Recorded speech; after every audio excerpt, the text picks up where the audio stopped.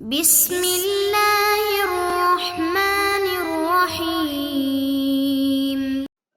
السلام علیکم ورحمۃ اللہ وبرکاتہ۔ بسم اللہ الرحمن الرحیم والصلاة والسلام علی اشرف الانبیاء والمرسلین، اما بعد۔ عزیز طلبہ، اس سے قبل ویڈیوز کے اندر ہم کتاب الصرف مکمل کر چکے ہیں۔ آج کی اس ویڈیو سے انشاءاللہ ہم کتاب الکفالہ شروع کریں گے، اور جیسا کہ ہمارا معمول ہے کہ ہر باب کی ابتدا کے اندر اس باب کا خلاصہ اور اس سے متعلقہ جو مفید باتیں ہوتی ہیں یا اصطلاحات ہوتی ہیں ان کو جان لیتے ہیں۔ اس کے بعد ہم باقاعدہ طور پر اپنے باب کی ابحاث کو شروع کرتے ہیں۔ سب سے پہلے کتاب الکفالہ کا خلاصہ ہے۔ کتاب الکفالہ میں مذکورہ ابحاث، مصنف رحمہ اللہ نے اس باب میں تقریباً 27 ابحاث ذکر کی ہیں۔ سب سے پہلے اس کی تعریف ہے، پھر کفالت کی اقسام ہیں، کفالت ذات اور کفالت مال، اور تیسرا کفالت بالنفس کے الفاظ، چوتھا کفالت کا حکم، اور پانچواں کفیل کفالت سے 4 طریقوں سے بری ہو سکتا ہے، اور اس کے بعد کفالت بالنفس اور کفالت بالمال کا جمع ہو جانا۔ کفالت کا باب وسیع ہے، کفالت مجہول چیز کی بھی درست ہے، قولی اور حالی قرائن سے اس کی وضاحت ہو جائے گی۔ جو امور شبہات کی وجہ سے ساقط ہو جاتے ہیں ان میں مجرد دعویٰ کی صورت میں کفیل طلب کرنا۔ کفیل بالنفس متعدد ہو سکتے ہیں۔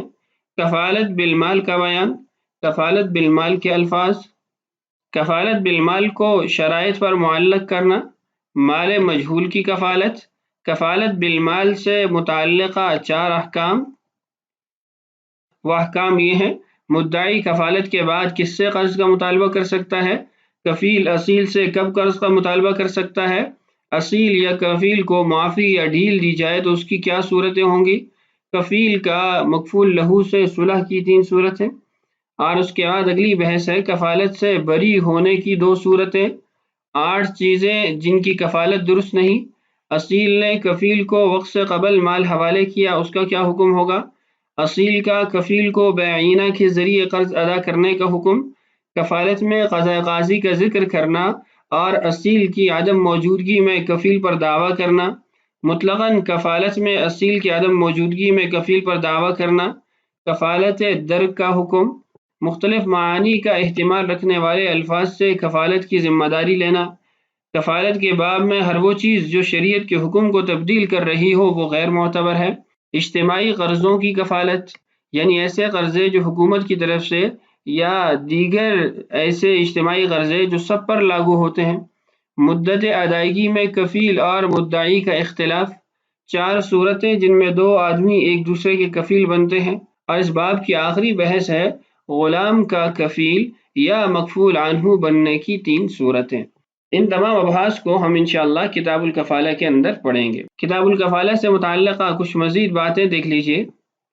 کتاب الکفالہ، مصنف رحمہ اللہ نے اب کفالت کا ذکر شروع کیا ہے، اور اس کو تمام بیع کی اقسام سے مؤخر کیا، اس لیے کہ اکثر کفالت کا وقوع بیع کے بعد ہوتا ہے، کیونکہ بائع مشتری کی طرف سے مطمئن نہیں ہوتا تو وہ ثمن کا کفیل طلب کرتا ہے۔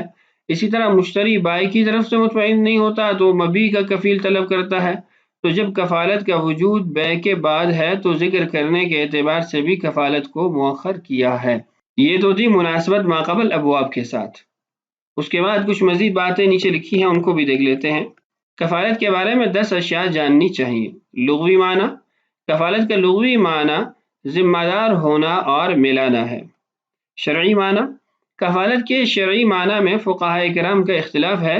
اکثر اصحاب کا اور امام احمد رحمہ اللہ کا مذہب یہ ہے کہ کفالت ضم ذمۃ الی ذمۃ فی المطالبہ ہے، یعنی اس تعریف کے مطابق جب زید عمرو کا کفیل بنے گا تو دائن کے لیے کفیل زید سے مطالبہ کا حق حاصل ہے، یعنی جس نے قرض دیا ہوا ہے یا جس کے لیے کفالت لی گئی ہے وہ کفیل سے بھی مطالبے کا حق رکھے گا اور اس سے مطالبہ کر سکے گا۔ بعض کے نزدیک کفالت ضم ذمۃ الی ذمۃ فی الدین ہے۔ اس تعریف کے مطابق جب زید عمرو کا کفیل بنے گا تو زید کے ذمے بھی عمرو کا دین آ جائے گا، قرض آ جائے گا، یعنی 2 قرض ہو جائیں گے۔ ان حضرات کی دلیل یہ ہے کہ اگر زید کے ذمے دین ثابت نہیں کیا جاتا تو پھر زید سے مطالبہ کس وجہ سے کیا جا رہا ہے، لیکن پہلا قول اصح ہے، یعنی ضم ذمۃ الی ذمۃ فی المطالبہ۔ اس لیے کہ دین کا تکرار نہیں ہو سکتا، دو قرض نہیں ہو سکتے۔ عمر کے ذمے جو دین تھا وہ زید کے ذمے بھی ہو گیا، اس لیے کہ اگر ان میں سے ایک نے دین کو ادا کر دیا تو اب دوسرے کے ذمے کوئی شے باقی نہیں رہے گی۔ اس لیے معلوم ہوا کہ کفالت مطالبے کو ملانے کا نام ہے، دین کو قرض کو ملانے کا نام نہیں ہے۔ کفالت کا رکن ایجاب و قبول ہے، اور جو الفاظ بھی آئیں گے، یعنی جو بھی ایجاب و قبول کے لیے الفاظ بولے جائیں گے، کچھ الفاظ ایسے بھی ہیں جن سے کفالت منعقد نہیں ہوتی، آگے ابحاث کے اندر انشاءاللہ مستقل اس کا بیان آ رہا ہے۔ البتہ کچھ الفاظ یہاں ابتدا کے اندر صاحب کتاب ذکر کریں گے، وہ تمام الفاظ ایجاب اور قبول کے لیے استعمال ہو سکتے ہیں۔ کفالت کی شرائط۔ کفالت میں چونکہ 4 اشیاء ہوتی ہیں: کفیل، اصیل، مکفول لہو، مکفول بھی۔ کفیل وہ ہے جس نے کفالت لی ہے، اصیل وہ ہے جو مقروض ہے جس کی کفالت لی گئی، مکفول لہو وہ ہے کہ جس کی ذات کے لیے کفالت لی جاتی ہے، یعنی اس کو اطمینان دلانے کے لیے اور اس کے معاملے کو محفوظ رکھنے کے لیے کفالت لی جاتی ہے۔ مکفول بھی اس چیز کو کہتے ہیں جس کی کفالت لی گئی ہے۔ ان میں سے ہر ایک کی اپنی اپنی شرائط ہے۔ کفیل کی شرائط یہ ہے کہ عاقل ہو، بالغ ہو، آزاد ہو۔ اصیل کی شرائط: اصیل مکفول بھی کو حوالے کرنے پر قادر ہو، یا خود یا کسی نائب کے ذریعے۔ دوسرا یہ کہ اصیل معلوم ہو۔ مکفول لہو کی شرائط یہ ہے کہ مکفول لہو معلوم ہو، مجلس عقد میں مکفول لہو موجود ہو، مکفول لہو کفالت کو قبول بھی کرے۔ اور مکفول بھی کی شرائط یہ ہے کہ مکفول بھی اصیل پر لازم ہو، دین ہو یا عین ہو۔ مکفول بھی ایسی شے ہو کہ کفیل اس کے حوالے کرنے پر قادر بھی ہو، اور مکفول بھی اگر دین ہے تو دین صحیح ہو۔ کفالت کا سبب: طالب کا مطلوب پر سختی کرنا کفالت کا سبب ہے۔ تو باہر کے آدمی نے یعنی کفیل نے اللہ کو راضی کرنے کے لیے طالب کو وہ رقم ادا کر دی، یعنی کفیل جو طالب کو رقم ادا کرتا ہے وہ اللہ کے تقرب کو حاصل کرنے کے لیے کرتا ہے۔ مشروع ہونے کا سبب: اس ضرر کو دور کرنا جو مطلوب کے ذمہ تھا۔ اور کفالت کا حکم یہ ہے کہ کفالت اگر مال کی ہے تو کفیل سے بھی اس کا مطالبہ ہوگا، اور کفالت کسی کے نفس کی ہے تو کفیل سے اس کے حاضر کرنے کا مطالبہ ہوگا۔ کفالت کی صفت: کفالت ایسا عقد ہے جو جائز ہے۔ کفالت کے محاسن: کہ کفیل نے طالب کے غم کو دور کیا جس کا مطلوب پر دین تھا اور وہ اپنے مال پر ڈر رہا تھا، اسی طرح کفیل نے مطلوب کے غم کو دور کیا جو اپنی جان پر ڈر رہا تھا۔ یہ دونوں بہت اچھی اشیاء ہیں اور اللہ کے قرب کا سبب ہے۔ کفالت کی اقسام ہیں جن کا ذکر ابھی آئے گا، یعنی کفالت بالنفس اور کفالت بالمال۔ پھر اس کے بعد ذیلی اقسام بھی ہیں۔ کفالت کی دلیل اللہ تعالیٰ کا یہ ارشاد ہے: وَلِمَنْ جَاءَ بِهِ حِمْلُ بَعِيرٍ وَأَنَا بِهِ زَعِيمٌ، سورہ یوسف کے اندر۔ اور حضور اقدس صلی اللہ علیہ وسلم کا ارشاد ہے: الزعیم غارم، الزعیم الکفیل۔ کفالت کا باب شروع کرنے سے قبل اس کی اصطلاحات کو جاننا چاہیے۔ مکفول عنہ وہ شخص ہے جس پر دین ہے، مکفول لہو وہ شخص ہے جس کا دین ہے، اور کفیل جس نے دین کی کفالت کی، اور مکفول بھی وہ دین ہے یعنی جو اس کے ذمے ہے جس کی کفالت لی جا رہی ہے۔ تو یہ چند ضروری باتیں تھیں جو اس باب کے ابحاث کو شروع کرنے سے قبل آپ کے سامنے اسکرین پر بھی موجود تھیں اور آپ کو پڑھ کر بھی سنا دیا۔ اب آئیے عبارت پڑھ کے باقاعدہ طور پر ابحاث کو شروع کرتے ہیں۔ هي ضم ذمة إلى ذمة في المطالبة لا في الدين هو الأصح، وعند البعض هي ضم الذمة إلى الذمة في الدين، لأنه لو لم يثبت الدين لم يثبت المطالبة، والأصح هو الأول لأن الدين لا يتكرر، فإنه لو أوفاه أحدهما لا يبقى على الآخر شيء، وهي ضربان بالنفس والمال، فالأول ينعقد بكفلت بنفسه ونحوها مما يعبر به عن بدنه وبنصفه وبثلثه وبضمنته أو علي أو إلي أو أنا به زعيم أو قبيل، ويلزمه إحضار المكفول به إن طلب المكفول له، فإن لم يحضره يحبسه الحاكم، وإن عين وقت تسليمه لزمه ذلك۔ یہ ہے آج کے ہمارے سبق کی عبارت۔ صاحب کتاب نے اس عبارت میں 4 ابحاث ذکر کی ہیں۔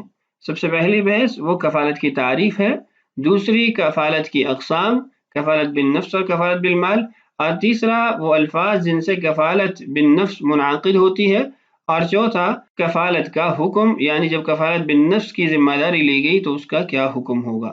پہلی بحث ہے کفالت کہتے کس کو ہیں۔ صاحب کتاب نے کفالت کی دو تعریفیں ذکر کی ہیں۔ پہلی تعریف یہ ہے کہ ہی ضم ذمت الی ذمت فی المطالبہ، کہ ایک ذمہ کو دوسرے ذمہ کے ساتھ ملانا مطالبہ میں۔ اس کا مطلب یہ ہے کہ ایک قرض ہوگا یا ایک مطلوبہ چیز ہوگی، اس کو حاضر کرنے کی یا اس کو ادا کرنے کی دو شخصوں کی ذمہ داری ہوگی، ان دونوں سے مطالبہ کیا جا سکتا ہے۔ اور بعض کے نزدیک تعریف یہ ہے کہ ہی ضم ذمت الی ذمت فی الدین، ذمہ کو ذمہ کے ساتھ دین میں ملانا۔ اس کا مطلب یہ ہے کہ کفیل اور اصیل دونوں پر دین کو لازم کرنا، ثابت کرنا۔ اور ان حضرات کی دلیل یہ ہے کہ کفالہ میں مطالبہ اصیل سے بھی ہو سکتا ہے اور کفیل سے بھی ہو سکتا ہے، اور ان دونوں سے مطالبہ اسی وقت جائز ہوگا جب دونوں پر دین لازم ہو۔ اگر دونوں پر آپ دین ثابت نہیں کرتے تو پھر کفیل سے کس بنیاد پر مطالبہ ہو سکے گا؟ پہلی جو تعریف ہے یہ ضم ذمت الی ذمت فی المطالبہ، اس کو صاحب کتاب نے اصح قرار دیا ہے اور یہی مذہب حنفی کے مختار تعریف ہے۔ اور جو دوسری تعریف ہے اس پر دو اعتراض ہوتے ہیں۔ پہلا اعتراض یہ ہوتا ہے کہ اگر آپ یہ کہیں گے کہ ہی ضم ذمت الی ذمت فی الدین، تو یہاں پر دو دین، دو قرض ثابت ہو جائیں گے، حالانکہ قرض تو ایک ہے۔ اگر دو قرض ہوں گے تو پھر ایک کو ادائیگی کرنے کے بعد بھی دوسرے سے وہ ادائیگی ختم نہیں ہونی چاہیے، اس لیے کہ قرض تو ثابت ہے۔ اور دوسری بات یہ ہے کہ اگر ہم یہ کہیں کہ یہ ضم ذمت الی ذمت فی الدین، تو یہ کفالت بالمال کی تعریف تو ہو سکے گی، کفالت بالنفس کی تعریف تو نہیں ہوگی۔ حالانکہ کفالت کے باب کے اندر کفالت بالنفس اور کفالت بالمال یہ دو قسمیں ہیں، تو ایسی تعریف ہونی چاہیے جو دونوں کو شامل ہو۔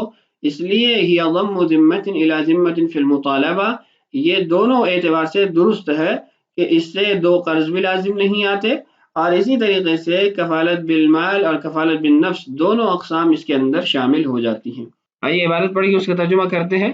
یہ ضم ذمت الی ذمت فی المطالبہ، کفالت کہتے ہیں ایک ذمہ کو دوسرے ذمہ سے مطالبہ کے اندر ملانا، یعنی اصیل اور کفیل دونوں سے مطالبے کا حق حاصل ہو جانا۔ لا فی الدین، یعنی ضم ذمت الی ذمت فی الدین نہیں ہے کہ ایک ذمہ کو دوسرے ذمہ کے ساتھ دین میں ملانا۔ هو الاصح، اور یہی بات زیادہ درست ہے۔ وعند البعض، بعض کے نزدیک یہ ضم الذمت الی الذمت فی الدین، بعض کے نزدیک اس کی تعریف یہ ہے کہ ذمہ کو ذمہ کے ساتھ ملانا دین کے اندر، نفس قرض کے اندر۔ لأنه لو لم يثبت الدین لم يثبت المطالبۃ، یہ دلیل ہے کہ اگر آپ قرض کو ثابت نہیں کرتے ہیں تو مطالبہ بھی ثابت نہیں ہوگا، لم تثبت المطالبۃ۔ والاصح هو الاول، پہلی تعریف زیادہ درست ہے، یعنی ضم ذمت الی ذمت فی المطالبہ۔ وجہ کیا ہے؟ لأن الدین لا يتکرر، کہ اگر ہم فی الدین کہیں تو تکرار دین، تکرار قرض لازم آتا ہے، حالانکہ یہاں پر دین کا تکرار نہیں ہے۔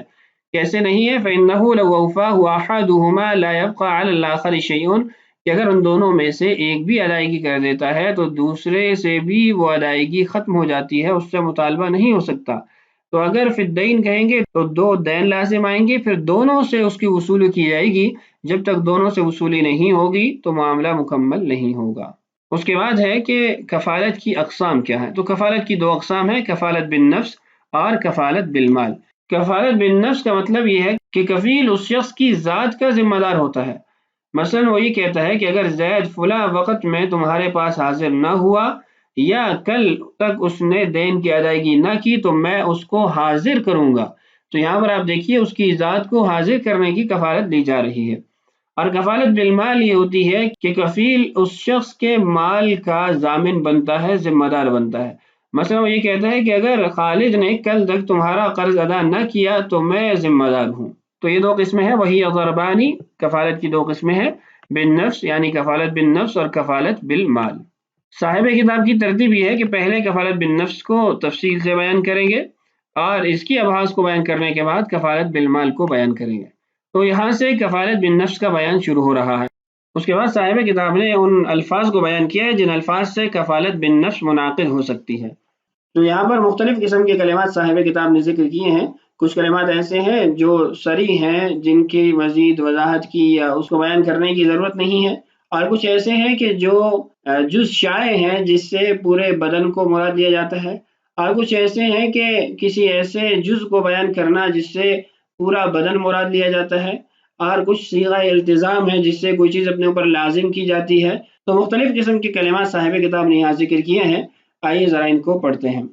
ینعقد، کفالت بالنفس منعقد ہوتی ہے، بھی کفلت بنفسی، میں اس کی ذات کا کفیل ہوں ان کلمات سے، ونحویہا، اور اس طرح کی دیگر کلمات، مما یعبر به عن بدنہ، جس سے اس کے پورے بدن کو مراد لیا جاتا ہے، جیسے کفلت برقبتہ، اب یہاں پر رقبہ گردن، اس سے پورا جسم مراد لیا جاتا ہے، اور وبنصفہ وثلثہ، یعنی شائع جز کو بولنا اور اس سے پورا جسم مراد لیا جاتا ہے کہ میں اس کے آدھے کا کفیل ہوں، میں اس کے ثلث کا کفیل ہوں، ایک تہائی کا، اور وبی ضمنتہ کا کلمہ بولنا کہ میں اس کا ضامن ہوں، او علیہ، یا صیغہ التزام بولنا، اپنے اوپر لازم کرنے والا صیغہ بولنا علیہ، الیہ بھی اسی معنی کے اندر ہے، او انا به زعیم، انا به زعیم کا جملہ بولنا کہ میں اس کا ضامن، او قبیل، اس کا بھی وہی مطلب ہے۔ تو یہ مختلف قسم کے کلمات ہیں، کچھ صریح ہیں اور کچھ ایسے ہیں کہ شاید جز پر دلالت کرتے ہیں، غیر متعین ہیں، یہ ایسے عضو کی طرف نسبت ہے جس سے پورا جسم مراد لیا جاتا ہے۔ آج کی ہماری آخری بحث ہے کہ کفالت بالنفس کا حکم کیا ہے۔ تو کہہ رہے ہیں وَيَلْزَمُهُ إِحْضَارُ الْمَكْفُولِ بِهِ إِنْ طَلَبَ الْمَكْفُولُ لَهُ، کہ اگر مکفول لہو مطالبہ کرتا ہے تو اس کو مکفول بھی حاضر کرنا پڑے گا، یعنی کفیل کو مکفول لہو کے مطالبے پر مکفول بھی حاضر کرنا پڑے گا، مکفول لہو کا مطالبہ کرنا یہ شرط ہے، ان طلب المکفول لہو، فَإِن لَمْ يَحْضِرْهُ يَحْبِسُهُ الْحَاكِمُ، اگر وہ اس کو حاضر نہیں کرتا، مکفول بھی کو نہیں لاتا، تو حاکم اس کو قید کر دے گا۔